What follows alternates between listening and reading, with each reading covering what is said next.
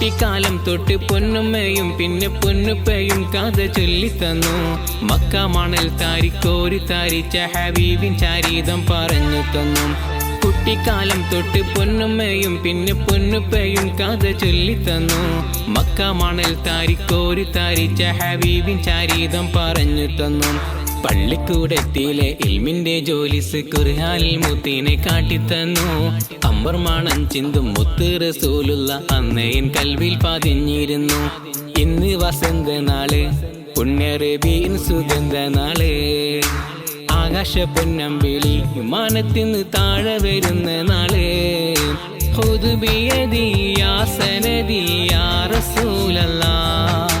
ആഖിറത്തിൽ ഹൗലുൽ കൗസർ ഏകി നൂറുല്ലാഹ്. ഖുദ് ബിയദി യാ സനദി യാ റസൂലല്ലാഹ്.